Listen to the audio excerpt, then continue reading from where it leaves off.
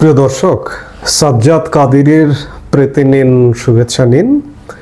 এই মুহূর্তে আপনাদের সামনে কথা বলতে এসে ভারত চাল দিচ্ছে না, বাংলাদেশের কি হবে এই প্রসঙ্গটা নিয়ে আপনাদের সামনে এই মুহূর্তে কথা বলতে এসে।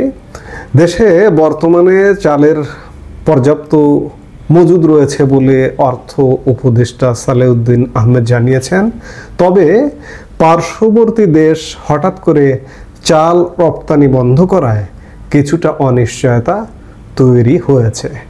এ পরিস্থিতিতে আতপ চাল আমদানির অনুমোদন দেওয়া হয়েছে, যা মিয়ানমার, থাইল্যান্ড ও ভিয়েতনাম থেকে ওপেন টেন্ডার মাধ্যমে আনার পরিকল্পনা রয়েছে।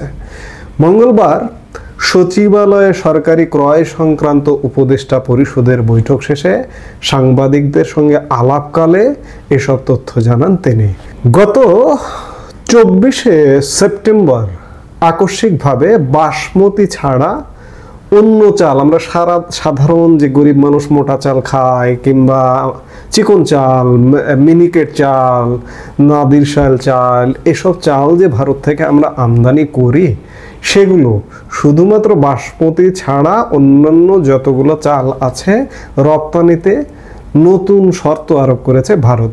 শর্ত হলো, এখন থেকে বাসমতি ছাড়া অন্যান্য চাল রপ্তানি করতে হলে অবশ্যই কৃষি ও প্রক্রিয়াজাত খাদ্যপণ্য রপ্তানি উন্নয়ন কর্তৃপক্ষের নিবন্ধন নিতে হবে। গত 24শে সেপ্টেম্বর ভারতের বৈদেশিক বাণিজ্য দপ্তর এ সংক্রান্ত আদেশ জারি করে। নতুন শর্ত অনুযায়ী এ ধরনের চাল কেবল এপিডি এর সঙ্গে চুক্তি নিবন্ধনের পরই রপ্তানি করা যাবে। বাংলাদেশ হলো ভারত থেকে নন বাসমতি বা সাধারণ চালের অন্যতম আমদানিকারক দেশ। গত অর্থ বছরে 6 লাখ টন চাল আমদানির অনুমোদন দেয় বাংলাদেশ সরকার। আমদানি করা চালের সিংহভাগই এসেছে ভারত থেকে। শুধু তাই নয়, সর্বশেষ শেখ হাসিনা যে অর্থ বছরটি চালিয়েছে বাংলাদেশে, তার তুলনায় ডক্টর ইউনূসের অর্থ বছরে ভারত থেকে চাল আমদানির প্রবৃদ্ধি কয়েক শতগুণ হয়েছে। ভারত বয়কট সারাদিন বলা হয়, কিন্তু ভারত ছাড়া চলে না।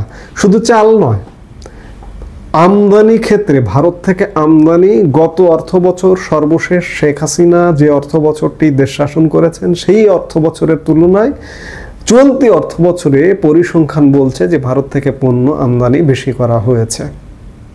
এখন কথা হচ্ছে যে ভারতের পর্যাপ্ত চাল মজুদ আছে, এরপরেও ভারত নন বাসমতি চাল রপ্তানি বন্ধ করে দিল। ভারতের নতুন শর্তের কারণে চাল আমদানিতে নতুন করে অশুল্ক বাধা সৃষ্টি হতে পারে, যা চাল আমদানিতে প্রভাব পড়তে পারে।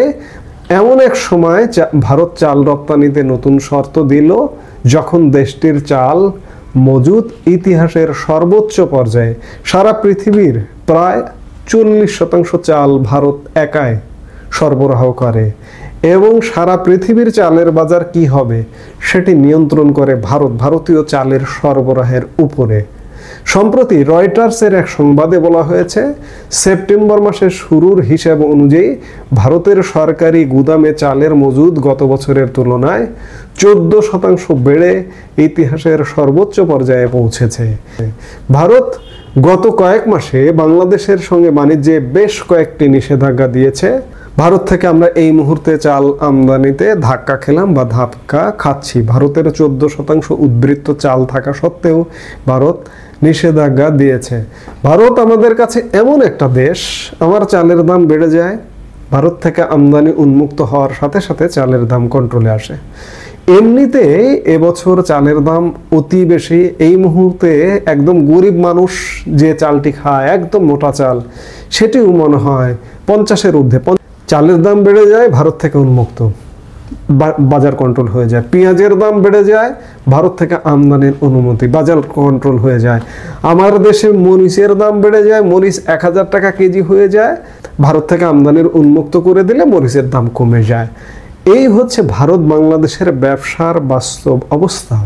আজকে ভারত উদ্বৃত্ত চাল থাকার ফলেও নন বাসমতি চাল রপ্তানি বন্ধ করে দিল। আজকে অর্থ উপদেষ্টা বলতে বাধ্য হচ্ছেন যে আমার প্রতিবেশী দেশ চাল রপ্তানি বন্ধ করে দিয়েছে। ভারতের প্রভাব আমাদের উপর এতটাই, অথচ আমরা সারাদিন ভারত বিরোধিতা করি। ইতিমধ্যে ভারত নানা রকম নিষেধাজ্ঞায় জড়িয়েছে, কিন্তু আগামী দিনে যদি ভারত, আমরা 1 বছর ধরে বলছি, আমরা চাই না যে রপ্তানি বন্ধ করুক। রপ্তানি বন্ধ করলে বাংলাদেশে সরকারে কি আছে, ইউনুস আছে নাকি এক্স আছে, ওয়াই আছে, জেড আছে, সেটি বিষয় না।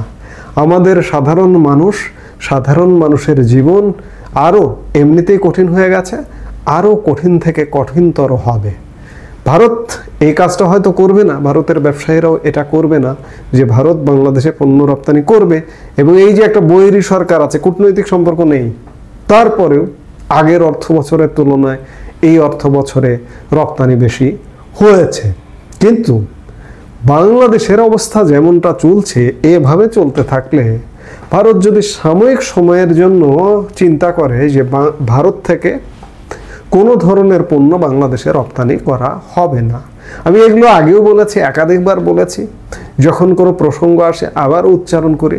অর্থ উপদেষ্টা যেহেতু গতকালকের বৈঠকে সভায় বলেছেন যে পার্শ্ববর্তী দেশ চাল দিচ্ছে না, চাল রপ্তানি বন্ধ করে দিয়েছে, এই বন্ধটা যদি ভারত 2 মাস বা 3 মাসের জন্য সকল ধরনের পণ্য বন্ধ করে দেয়, কি হবে আপনারা সবই জানেন।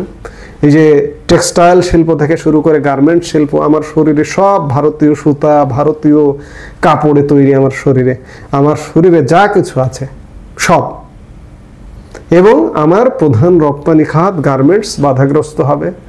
আমার পণ্যের দাম বেড়ে যাবে দেশে, আমার চালের দাম বেড়ে যাবে, পেঁয়াজের দাম বেড়ে যাবে, মরিচের দাম বেড়ে যাবে। আমরা আসলে বহুমুখী সংকটে পড়ব। আমরা চাই না, বারবারই বলছি যে ভারত আমাদের এখানে রপ্তানি বন্ধ করুক, এটা আমাদের কাম্য নয়। কিন্তু ভারত বাংলাদেশ একটা ভালো সম্পর্ক, বাংলাদেশের মানুষের বোধোদয় হবে কিনা কখনো জানি না। একটা শ্রেণী আছে সারাদিন ভারত বিরোধিতা করে, যে শ্রেণীটা ভারত বিরোধিতা করে সেই শ্রেণীটাই ভারতের হাসপাতালে গিয়ে চিকিৎসা নেয়, ভারতের পণ্যের জন্য মুখিয়ে থাকে, আবার ভারত বিরোধিতা করে। আসলে আমাদের বাংলাদেশের মানুষজন দ্বৈত নীতিতে বিশ্বাস করে, গালি দেব কিন্তু ওটাও খাবো, এইরকম আমাদের আচরণে আসলে পরিবর্তন হওয়া উচিত। যাই হোক, ভারত চাল রপ্তানি বন্ধ করেছে, আমরা হয়তো চালের বাজার নিয়ে একটা খুব বড় ধরনের সংকটে পড়তে যাচ্ছি সামনের দিনগুলোতে। এই মুহূর্তে এ পর্যন্তই। সবাই ভালো থাকুন, সুস্থ থাকুন। আমাদের ভিডিওগুলো নিয়মিত পেতে সাবস্ক্রাইব করুন Sajjad Kadir and the legends YouTube channel এবং লাইক, কমেন্ট, শেয়ার করে সাথে থাকুন।